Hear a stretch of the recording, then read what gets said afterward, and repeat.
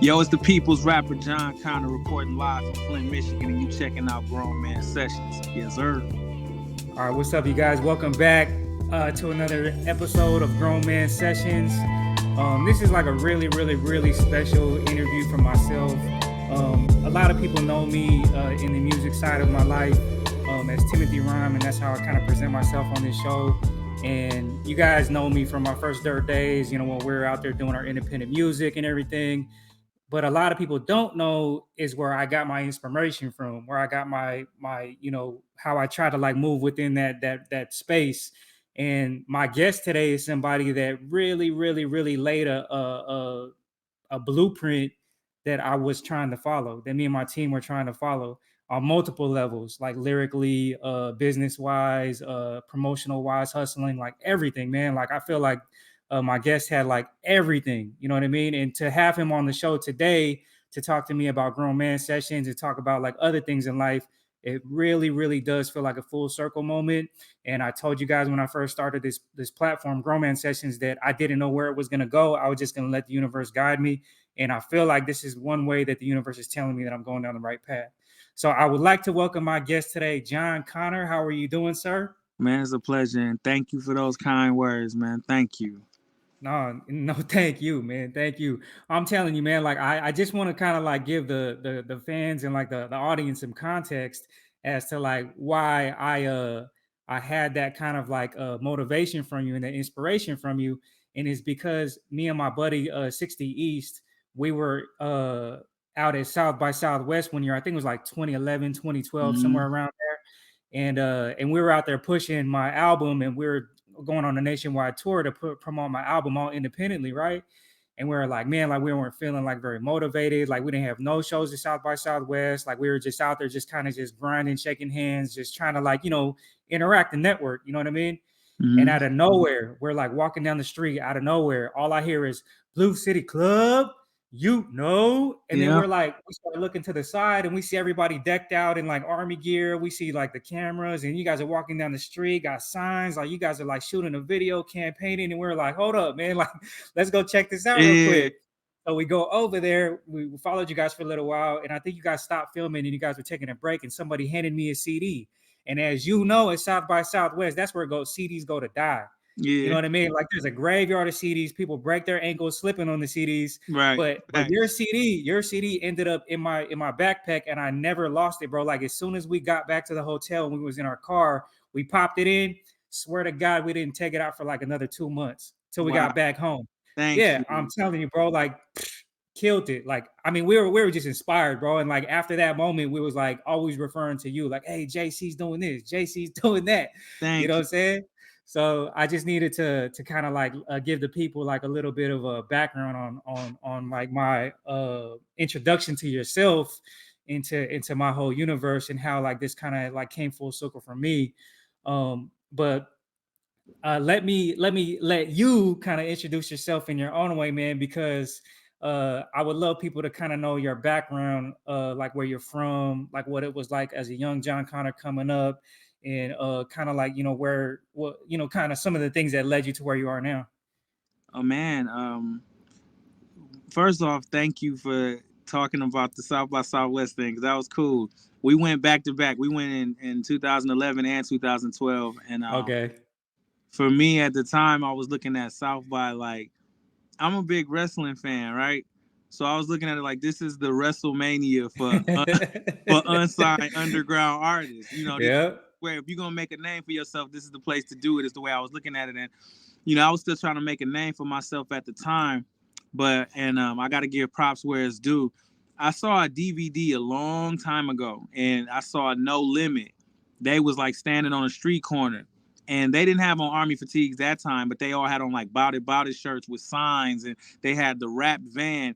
And I just remember watching that and being like, wow, look at the spectacle. Because the thing is, if you make a spectacle, then people gonna be like, yo, I gotta listen to the music, even if it's trash. I gotta know, like, why are these people making such a big deal or a big fuss out of this cat Jon Connor? And at the time when I said like I was looking at No Limit, they had the same effect on people everywhere they went. It was 100 deep, and they was making an impression, and I was inspired by that. So I'm like, if there's any time to do it, it's South by Southwest. And so we took 2 vans. It was like 30 of us, 35 of us from Flint. We drove from Flint to Austin, Texas. Damn. Bruh, but they'll be able to see all of that, man. I got a documentary coming out called The Road to Legendary, where that the South by Southwest stuff is in there and all of that. So they'll get to see it. But I thank you for acknowledging that, man, because all we wanted to do is be heard. Flint, Michigan is such a Mm-hmm. small city, and at the time, nobody had came out from my city in such a long time, since MC Breed, Dayton Family, Top Authority, Project Born, all of those groups back in the early 90s. But it was Mm-hmm. like in the 2000s, I was kind of like trying to make a name for Flint. So I just knew that everything I did, I had to go harder than everybody else, because I wasn't from LA. I'm not from Miami. I'm not from Atlanta. I'm not from Chicago, these places that are staples in hip hop. I'm from Flint, Michigan, where every blue moon we get an artist that come out of here that makes it. So I'm like, yo, when the lights is on bright, I'm gonna make sure people remember my name, remember my crew, and remember how we laid it down. And so it's just really cool to know that that inspired y'all in that way, because that's all we was trying to do, man, is inspire. That was it. So it was a Yeah. beautiful thing. But far as my life coming up, man, always was, deeply motivated by music. My father's a musician Mm-hmm. and my mother's a writer. So I always tell people that the producer side of me comes from my father, and the artist, as far as lyricism and loving words, comes from my mother. My whole life, I knew I wanted to do music. I didn't necessarily know I wanted to be a hip hop artist. So I just, as a youngster, I was just trying to find my way in music, and it wasn't until my sister Chantel brought home a Master P CD, and it inspired me to want to rap. It was because I was watching somebody put on their city. Like at that time, New Orleans wasn't known to the world as a Mm-hmm. as a hub for hip hop. And I watched Master P through hard work, determination, and dropping stuff every 2 months or every month. Like he made people respect him. And that, I think, is what made me want to rap. It was like, well, I could do the same thing for Flint. And I'm watching this dude, what I'm saying? People say, P probably wasn't the greatest rapper or whatever the case, but it didn't matter. He had hustle. So for me, it Mm-hmm. was like, okay, even if I ain't the greatest rapper, I just want to hustle my way into putting my city on the map, into being able to make a living for me and my family, and inspire the kids in my city that they could do it.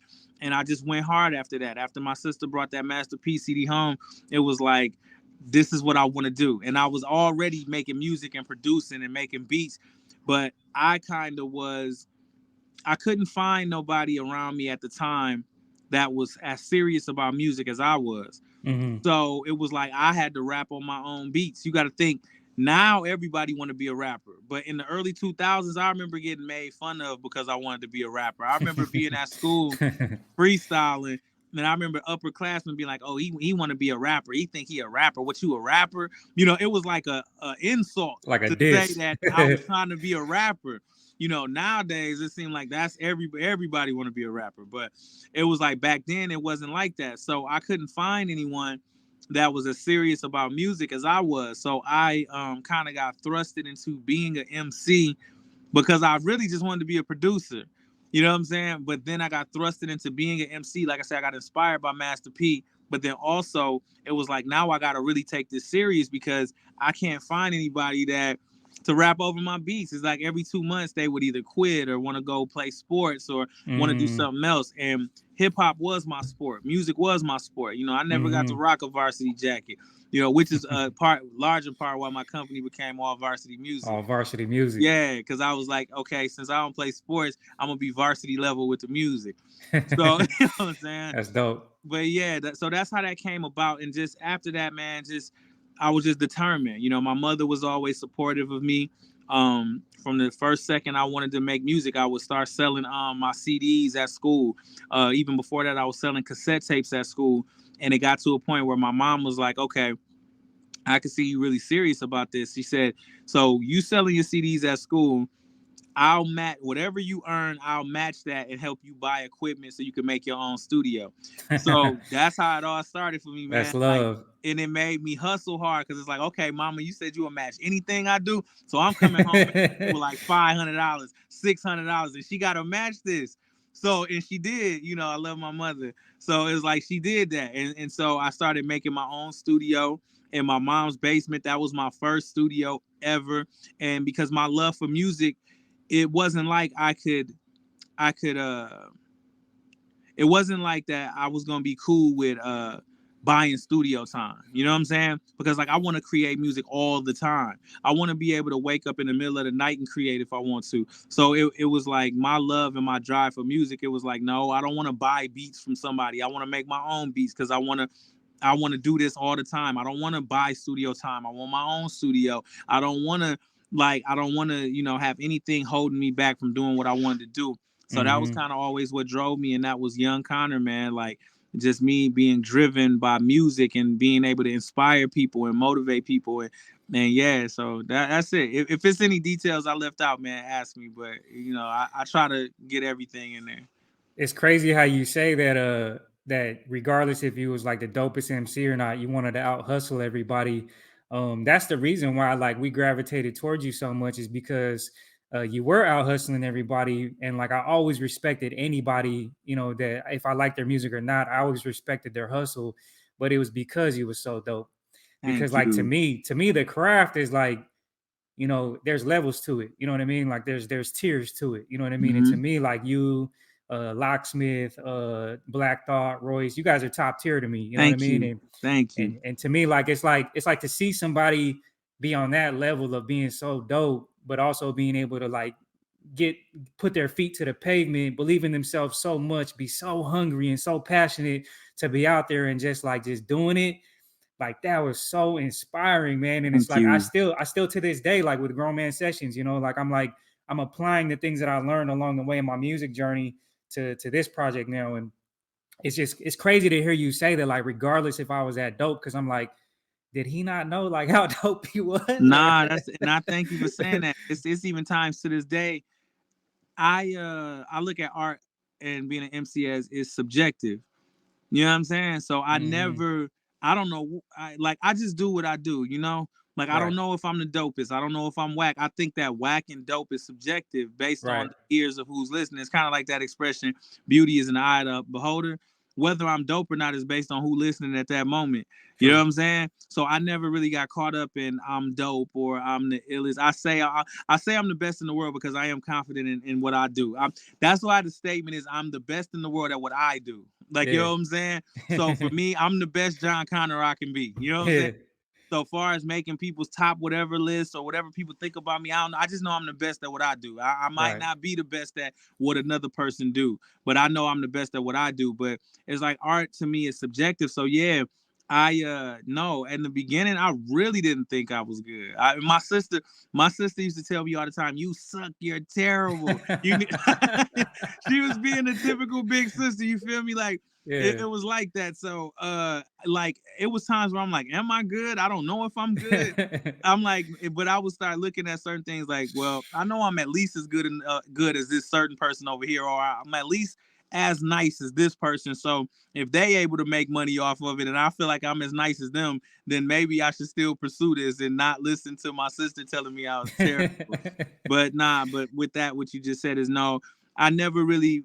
I don't drink my own Kool-Aid. I remember at Mhm. Aftermath, Dre have a poster up that said "Ego is not your amigo," and I always believed that. Oh. Yeah, I always believed that even before I saw that poster, where it's like I don't drink my own Kool-Aid. I don't read the comments on my songs. I don't take. And I give you another one. Terry Crews once told me. He said, "Don't read comments and don't listen to what people say about you." He said because if you believe them when they tell you you're the greatest, that means you got to believe them when they tell you you're not.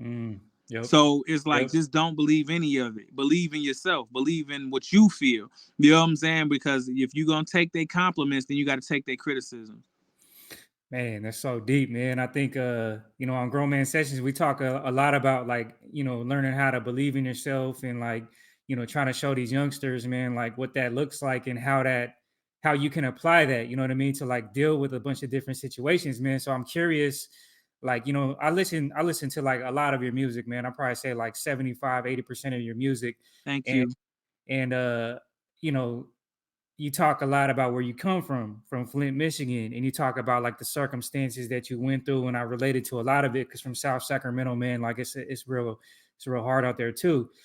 But what I wanted to know from you is like, how were you able to like navigate your way through it? You know what I'm saying? Because a lot of times, man, like when we're in it, it's like it's so easy to participate and it's so easy to get pulled into it, and you end up becoming, like a product of your environment, man. And you were able to turn that experience into like art. You know what I mean?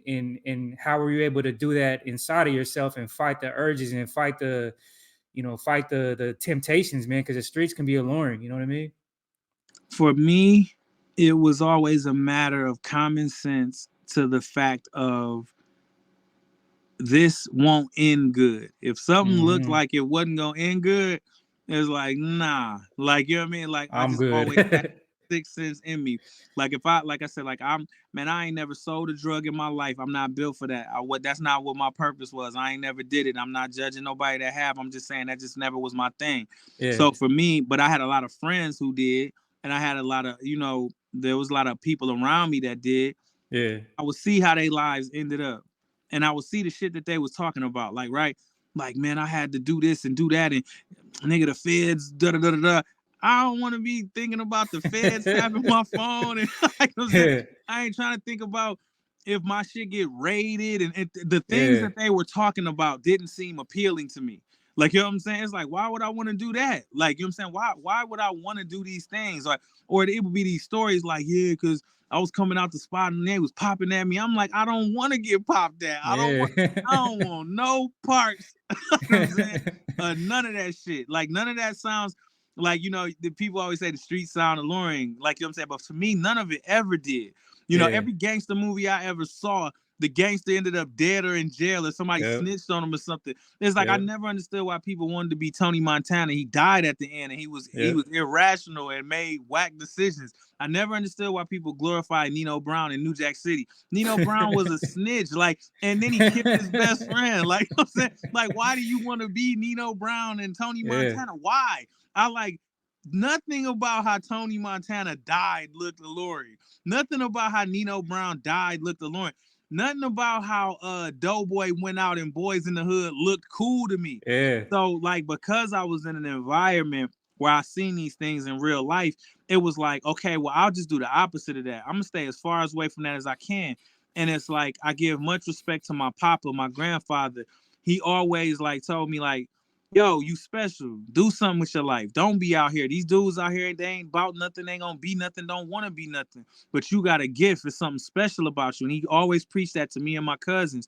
So hmm, between my papa, my father, who always kept, even though he left the house when I was 12 years old, we always stayed in communication. So hmm, getting words from him, words from my mother, and like I say, seeing the things that I saw, it was like none of it seemed cool to me. Like I never wanted to be a part of that. So it's like I'll just focus on this music, and even I give respect to the D boys in my neighborhood, right?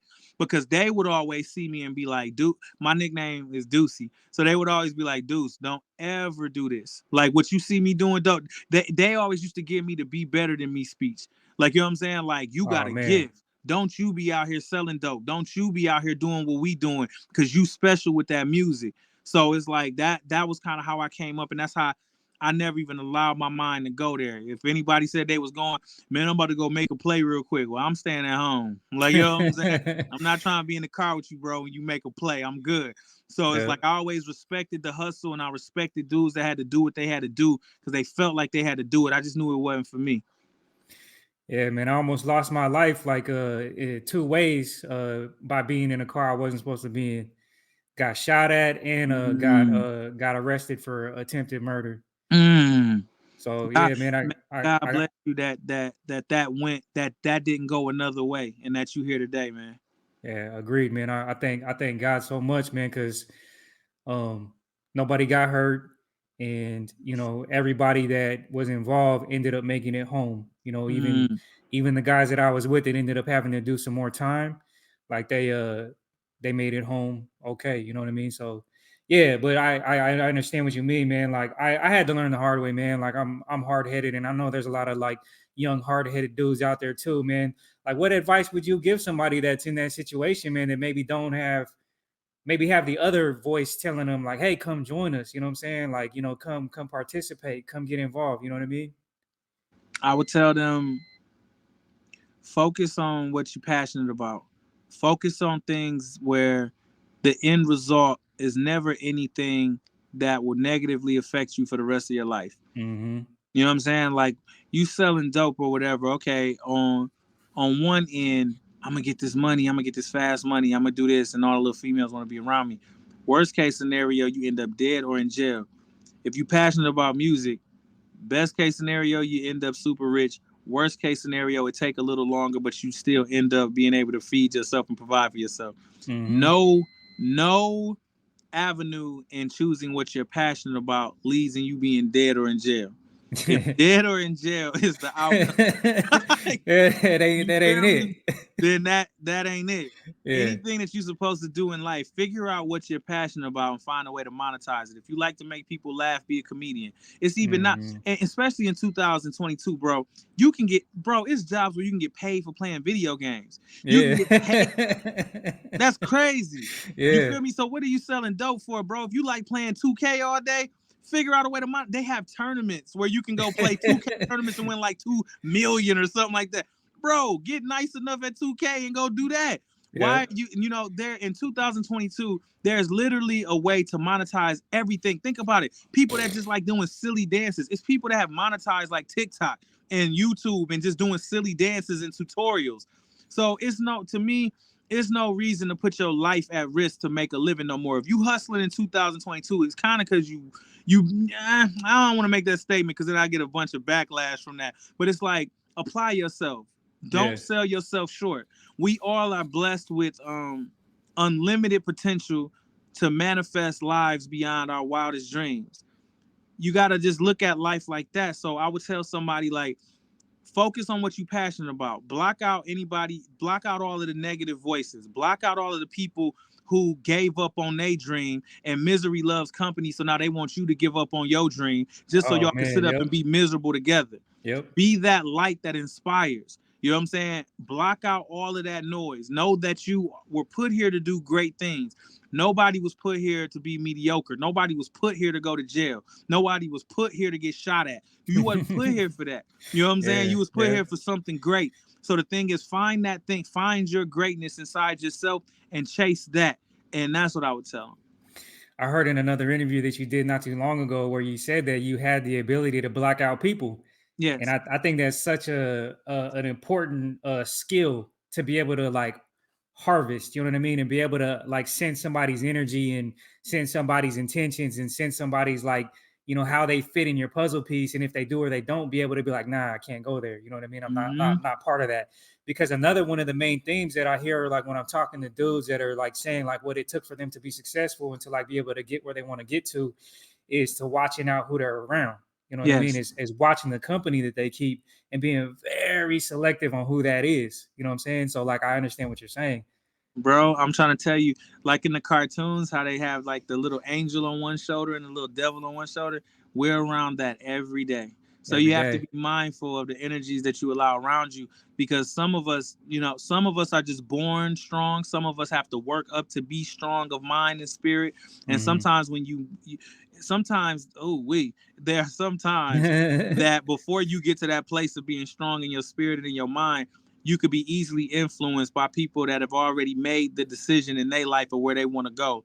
And so you have to be mindful that they've already made a decision. I'm still trying to figure out what my decision is on which road I want to go. But now, like I say, since misery love company, now they're trying to influence you to be a certain way. So definitely be mindful of the people that you have around you. Oh man, yeah. Talk about that a little bit more, man. Like this is grown man sessions, and I always say, you know, being a grown man isn't a destination; it's a journey, man. So like, what is your journey been like as you've grown like into the man that you become now? You know, like what are some of the things that you've had to overcome, or some of the challenges you've had to like deal with internally to like be at a better place with yourself. I would definitely say, man, the biggest battle you ever gonna fight is the one between you and yourself. You know what Mm-hmm. I'm saying? Like That's real. opportunity is always going to be there. It ain't going nowhere. Opportunity is out there right now, but it's about you believing in yourself or not believing in yourself that determines whether you are rewarded that opportunity.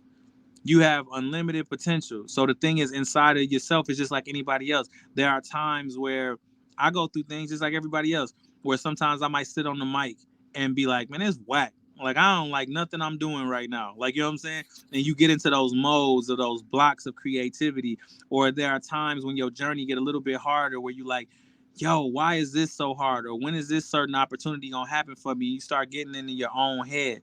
Opportunity ain't went nowhere. It's just a shift in your thinking. It's a difference between sitting there and thinking, why hasn't something happened for me? Or I'm gonna get out and make something happen for me. Mm-hmm. Same opportunity. It's just you change your thoughts. Like, you know what I'm saying?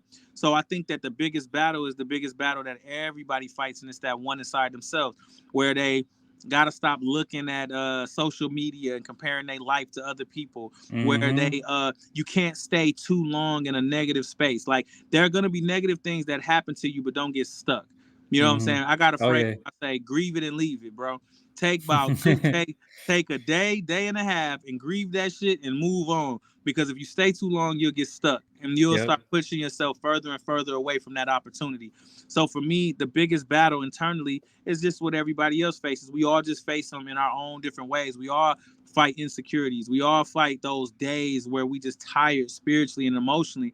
But it's about never forgetting that, yo, you have the potential to be whatever it is that you want to be. So whether you fail or you succeed, it's on you. A wise person once said, whether you say you can or whether you say you can't, either way, you're right. You're right. So Yep. you got to always think about that. So pick yourself up, get yourself off your shoulders, and just keep going. I heard you in that same interview that I was referring to earlier. You said that you said something like, when it came to believing in yourself, it's about having that faith over fear. Yes, And you made a reference of like, we're all waiting for God to give us this miracle, but we don't ever put ourselves in the position for him to give us that miracle because we're always absolutely. playing up against the wall. Can Yes. you talk about that a little bit? Because I thought that was amazing, man. Like that was like, to me, like that's like exactly how like my mind works. Is like I'm just gonna take the leap of faith and let the chips fall where they may. But I know God got me, and I know I'm gonna land on my feet. Well, that's 100% what it is, man. And thank you for peeping that interview, man. Yeah. Um, but yes, I 100% feel like that. A miracle. We always pray for miracles, but we don't put ourselves in situations where God has to make a miracle for us because we be walking by fear. Like, you know what I'm Mm-hmm. saying? And God is so wonderful that he wants to show up and show out for you. You know what I'm saying? God, like, no, I need you to jump. I need you to jump so I can make this miracle, so I can make this big hand come and save you. So you can be like, oh, snap, the big hand came and saved me. But if you constantly going through fear and, well, what am I gonna do? I need a safety net. I need this. I need that. I need a parachute. Well, what if the parachute breaks? What if it don't? What if you just jump and off faith God saves you? You just put yourself in that situation. So with that analogy, it's like it's with every situation we go through in life. People start thinking with fear instead of faith. If you get a job opportunity or something, people start talking themselves out of the opportunity. Well, it's too far away. I've never been to that city before. I don't know nobody there. What if Yep. I get fired? Well, what if you don't get fired? What if you meet some new friends? What if this job is better than the job you got now? Take that leap of faith. And then I think Will Smith said it. He said success is on the other side of fear. Everything that you Oh ever yeah. wanted in your life is on the other side of fear. Those Mm-hmm. fearful thoughts, once you beat those and just jump, you just open up a world of possibilities of just success and whatever happiness, joy, and peace is for you. And I know this for a fact. Every time I've ever taken a risk, it's almost like, I hate to use this expression, but I'm just keeping it real. Like, God wants you to pull his card. God is always going to be there for you to make miracles. God say stay strong in your faith and all of those things. So God, like, I want you to. I Yeah. want you to put yourself in a position where I have to show up. And every time on everything, God will. And there's so many times in my life that has happened. And like I said, I could talk with, bro, if we're gonna start talking God, I'll be talking for like that. But no, but that's just for everybody listening now. That's just a mentality that I've always had, where it's like, don't be fearful. You got to put faith over fear. You can't be afraid to jump. If you're praying for a miracle, you have to put yourself in a position where God has to create a miracle for you. But if you constantly sitting up against the wall, or you're scared, or you won't make the jump, you're not allowing God to show up in your life because you don't need a miracle. You praying for a miracle, but you don't need it because you're still playing it safe. So Yeah. sometimes you have to do that thing. You have to take that risk so God can show up for you. Yeah, man. I think that kind of leads me into my next question Yeah, because it's all about like I feel like I heard Jay not Jay Electronica, but I heard Tyler the Creator talk about this, and he talks about having points of reference. He was referring to music, but when I'm saying that, I'm saying we all have different points of references when it comes to like male role models in our lives, and I feel like those points of references can make a huge difference in whether or not you choose in that when you're in that fork of the road moment, if you're going to choose to go right or you're going to choose to go left. So like for you, like what kind of male role models did you have coming up that helped you kind of like stay on the good side of like those decisions? man. Like I said, my grandfather Jack Lark, I call him Papa. My father, like I said earlier, like those were my reference points for what it meant to be a man. You know, I watched my dad like struggle like in early parts of my life, and then I watched him totally turn it around, and he's Mm-hmm. happily married now, beautiful home, beautiful cars, and not that the material things are what matter, but it's like I remember when my dad was trying to figure it out and didn't have it together, and I watched him like turn his life around. That inspired me. That inspired me with even in my journey in music that my dad showed me it ain't over till it's over. Even when everybody else counts you out, you have to believe in yourself. And that's what I watched Mm-hmm. my father do. For my grandfather, it was like everything was all about family. You know what I'm saying? It's like Mm-hmm. do what you got to do for your family. My mom used to tell me stories about my grandfather, like when she said he wouldn't even have a new pair of shoes, like the soles would be worn out his shoes, just so they could have new shoes, just so they could have clothes on their back. So, you know, my grandfather, my uncle Jack, you know what I'm saying? All of those, I had very strong males, like true men's men, like in my life to show me what it was all about. So it was like, yeah, there were times that as a youth, when my father left, I started looking up to like, you know, the older kids or whatever, but I never lost sight that what they was doing was play, and what my grandfather and my dad taught me was what was gonna sustain me for the rest of my life. So what are some of the attributes or the characteristics of a grown man that you would identify? Uh, for one, discipline. Mm. Discipline and maturity to make decisions not for your selfish impulses, but for the greater good of the entire situation. You feel Oh me? man. Because that's, bruh, that's to me, that's the biggest part of being a man. It's like we all want to. It's human nature. We want to overindulge in everything. You know, Mm-hmm. whether it's money, whether it's women, whether it's drugs or alcohol, whether it's we just want everything in abundance. But it's the discipline to think, well, long term, how is this going to affect me? How is it going to affect the people around me? So I think discipline, maturity, um, knowing how to express love. You know what I'm saying? Not, I'm not a fan of toxic masculinity. Like, you know what I'm saying? Where I'm so much of a man's man. I tell my son, boy, you boys don't cry. Like, you know what I'm saying? What? Yeah, they do. Yeah, If they do. you get hit hard enough, I bet you, you know what I'm saying? 7-year-old get hit hard enough, he gonna cry. Like, you know what I'm saying? You know, if a family member die, you gonna cry. Like, you know what I'm saying? We didn't every yeah, boy, you about to get me, bruh, you about to get me started. Like, dog, because man, people are so funny Speak on sometimes. it, fam. Yeah, you might be subjected to a Connor rant, bro. Like, this is what we've Hey. come to call it. People that know me, a Connor rant. But I look at it like everything about life is so specific. Everything about there's nothing that God gave us on our body that doesn't have a purpose. We literally have eyelashes so that the sun's rays don't burn our retinas. There's something that blocks our eyes from the direct right. So think about it. If God thought about it down to that detail, down to fingernails, down to whatever, you have tear ducts for a reason. Like, you know what I'm saying? You're crying is to let out certain emotions so that you don't hold it in and that Yeah. you just don't be this angry person walking around all the time. So anyway, Mm-hmm. like just talking about what makes somebody a man or the things that are characteristics of a man to me, being masculine without having toxic masculinity. You know what I'm saying? Knowing how to communicate with people. There's never any reason to yell at anybody. There's, you know what I'm saying, use your mind. You know what I'm saying? Knowing like being disciplined enough to walk away from situations. Knowing, I remember Jay-Z said in the line before, he said, I was taught to never argue with fools because from a distance you can't tell who's who. So you Yeah. know what I'm saying? It's like no having the discipline to know when to not waste your mind on certain conversations. Man, I could go on for days, but I think that the main two things is just having discipline in certain areas and just being mature. Yeah, dude, thank you for that, man. I feel like you put a stamp on that whole idea of not having the toxic masculinity, because we talk about that a lot on this show, and how that in itself leads a lot of young men down wrong paths. Wrong paths, Hmm. wrong paths, bro. Like, man, There's uh, statistics on it that shows that when young men try to like fit inside that box of toxic masculinity, it leads to higher cases of drug addiction, higher cases of domestic violence, higher cases of suicide. And it yeah, why like why? what, I don't understand the point of it. Like what did we get out of seeing our youngsters, I myself included, because I was trapped in that box for a long time.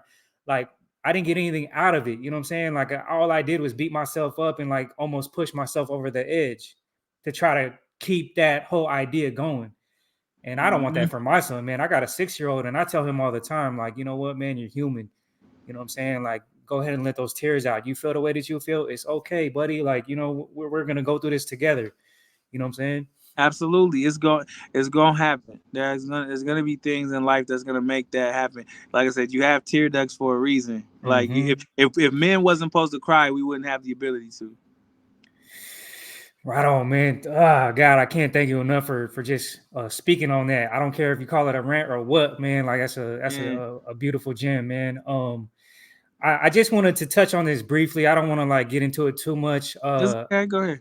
I listened to your song, "To Whom It May Concern," Mm, and for people that know your journey and know how you were able to go from where you came from, Flint, Michigan, pushing mixtapes to be able to being signed by Dre, and then however that situation unfolded. Um, in that song, man, like you showed a lot of like you showed a lot of openness to talking about your own mental health. yes. So I'm just curious, man, like to the youngsters that are looking into getting into the music business, like what kind of advice would you give them as to like staying mentally healthy, you know what I'm saying, and like being able to deal with all of these different challenging situations? Because I'm telling you, man, it's going to come, like that hardship and that feeling of like, man, like how do I keep going? Like how did you do it, man? And how can you, like what kind of advice can you offer, like in retrospect? Um, just make sure you know who you are. You know, Hmm. I think that's what kept me, even in the moments that I thought I was gonna go crazy. I still knew who I was. I find that people in show business get lost when they're trying to live up to what they think people think they should be. You know what I'm Hmm. saying? And then you start getting lost. Like if you was a person that never drank anything in your life, but now you at parties and I guess I'm supposed to drink now because I'm in show business and we celebrating and we popping bottles and I guess that's what I'm supposed to do. You starting to lose yourself. You know what I'm saying? If you wasn't if you wasn't the type of person to just be a womanizer or sleeping with every woman that come your way, don't start doing it once you get in the show business. Have a clear identity of who you are Hmm. before you write your first rap. Like know who you are because that even goes into your art. Yep. Knowing who you are is what story you're telling. You know what I'm saying? But it's like that's what I would tell young cats get in the game. Figure out who you are first, not who somebody else think you should be, not who somebody else wants you to be, but who you are to your core. Who was you as a kid? What are the things that you like to do? Have alone time for yourself. Get away from all of the people that's in your ear with opinions and all of that and got you second guessing yourself about decisions you're making.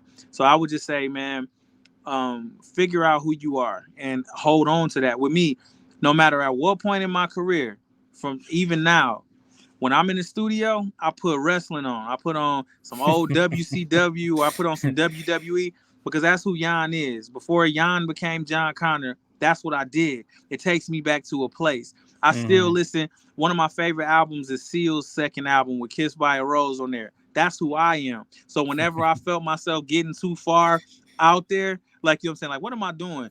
Let me listen to this Seal album and watch some wrestling. Like you know what I'm saying? Like, bruh, or make sure you never lose touch with those people who've always been real with you. Like for me, Yeah. it's a couple of my cousins, it's my sister. Like you know what I'm saying? Like they are gonna remind me of who Jan is, who Ducey is. When the world is tripping on Jon Connor, Jon Connor did this, Jon Connor did that. If I call my sister, she's still gonna say, you know you're ugly. Like, I need that. I need that. I need you know what I'm saying? She gonna remind me that I'm still her little brother. You know what Yeah, I'm saying? Just make sure you don't lose who you are, because there's nothing wrong with success. There's nothing wrong with show business. It's something wrong with losing yourself in success and losing yourself in show business. If you keep in mind who you are, you'll be all right. man, that's the realest stuff ever, bro.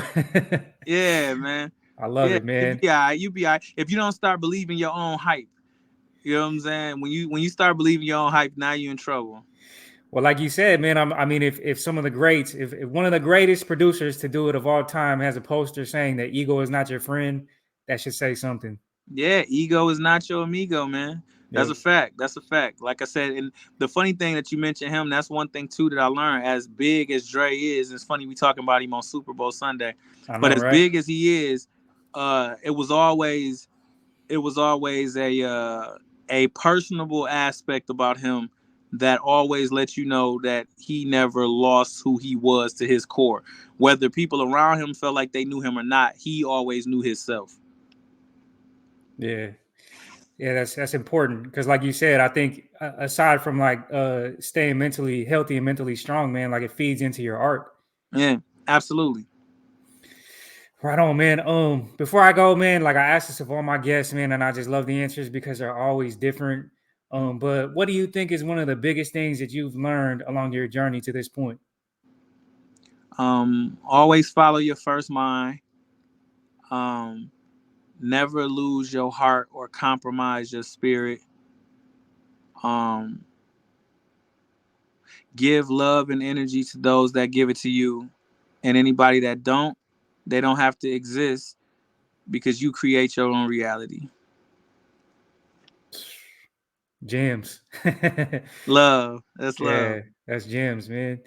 Well, John, man, like I said, man, in the beginning, this is such an honor for me, bro. Like, I really do appreciate you taking the time out of your day to come on here and share your knowledge and your wisdom with us. Because at the end of the day, man, like we're all human, we all have different experiences. But like, if somebody could stumble across this and be like, "Damn, man, like what John said is really going to motivate me to go do A, B, and C now and try to pursue my own success," that's what this is here for. So Man, I thank hope you. so. And we got to do this again. SOS too, man. We trying to put it out probably the end of this month, early next month, man. So we got to do this again. And after you watch the Road to Legendary, we have some more stuff to talk about. And I just want to say thank you because, bro, I can tell genuine spirits when I meet them, and it's a pleasure. And I do this with you anytime. Thank you for being a genuine spirit because I could feel that, man. I appreciate it. Hey, before we go, man, like to the people that are unfamiliar with Jon Connor, if you're listening to me and you're unfamiliar with Jon Connor, shame on you. But if you're still unfamiliar with Jon Connor, man, like where can they get a hold of your music and what do you got in store? Because I just got finished watching the phase 1 of the All Varsity Music Yeah. comeback, bro. I'm with it. I'm with it. Oh, Like love, I'm love. down. I'm down. Like just let me know like what you need me to do, and I got you, bro. Like I'm Yes, I'm in no, it's LA. Like on. I'm a resource, bro. Like I got you. Thank you. No, it's on. It's on like Donkey Kong, man. Like they could check me out on all my social media sites or platforms or whatever. It's Jon Connor Music, JonConnorMusic, and where they can check my music out. Man, Apple, Tidal, Spotify. Y'all could start with the Calling Part One, or y'all could start with me being on Dre's Compton album. For the Love of Money with me, Dr. Dre, Anderson Paak, and Jill Scott, or One Shot, One Kill with me and Snoop Dogg. That's a cool place to start. Or you could start with New Connor. Somebody called me Uncle Connor the other day. I love it because it's like it represents me stepping into that grown man portion of my career. So Yeah. Uncle Connor started at SOS One, which came out last year, and my tape Delirium that I put out in November. So y'all can start there. But anybody who gives me the time of day to listen to my craft, man, I want to say thank y'all so much because all I've ever wanted since I was a little kid was just to be able to inspire people through my art, and thank people like you, man, for being receptive to the gift, and I really appreciate it. Or take it back to the Blue Album, the Hey, Best in the World brother, series. let me tell you something real quick. You just struck a nerve, dog. All right. Damn, I shouldn't say this because I don't want to ruin it for people. I would just say the Blue Album is so underrated. I felt like I was snapping on the Blue Album, bro. Hey, I feel like hey. people normally talk about the M one and the Kanye one, but I feel like, yo, the Blue Album was kind of nice. Oh man, I'm telling you, I'm still working. If he was uncertain, I Come ain't ready for on. war. Worth of Bin Laden's turban. Come on, bruh. Hey, if anybody's listening to this right now and you haven't heard it, go listen to it right now because I'm Please telling do. you, you're Hosted by Green Lantern, man. The Blue Album. gas, no breaks, all gas, no breaks. I'm Yes. telling Thank you you. for that. Thank you for mentioning the Blue Album because it's one of the projects in my discography sometimes that get overlooked. So thank you. Hey man, like, yeah, dude, I can't wait for to hear the new stuff, man. I Oh, it's listened on. to Best in the World, Nas on the way. Best in the World, Delirium 2 is on the way. Me and KLC got this project 24 on the way. My tribute to the South. Me and DJ Silk got a project called 413 on the way. The Vault is on the way. SOS 2. It's just a lot. It's a lot going on, man. so I gotta ask because the homie 60 East that I was mentioning with that we listened to your music together, he Uh, was like, hey, you gotta ask him if he's ever gonna do a Best in the World series with Tupac beats. you know what's crazy? The next three that I've been debating is DMX, Tupac, and what was the other one I was thinking about doing? But I'm gonna eventually do all of them, bro. So All the answer right. to the question is yeah. Like I'm gonna ultimately yeah. Yeah. So simple answer, yes. Right on, man. Yeah. Right on. Well, it's been a pleasure, my dude. And like I said, if you're ever in LA, you wanna, you know what I'm saying, like link up, I got you. I want to shoot you some grown man stuff. And Absolutely. just No, seriously. When I touch down, and like I said, Lindsay got your contact, so I'm making sure I stay in touch. But I was planning on coming to California anyway, so let's make it happen. for sure. Right on, man. Well, I always end these interviews by saying that one person could change the world, but it's one person at a time. And right now, that one person is you. If you guys got anything from this interview, please hit the like, please hit the subscribe, and drop a comment. And yeah, and just take care of yourselves, fellas. To the young dudes out there, if you got anything from this, believe in yourself. You got it, man. Like you just got to know that you got it. Okay. Until the next time, you guys just stay tuned for more Grown Man Sessions, and we'll circle back next time. Peace out, John. Thank you so much. The people's rappers in the building. Love, love. Appreciate it, man. All right, man.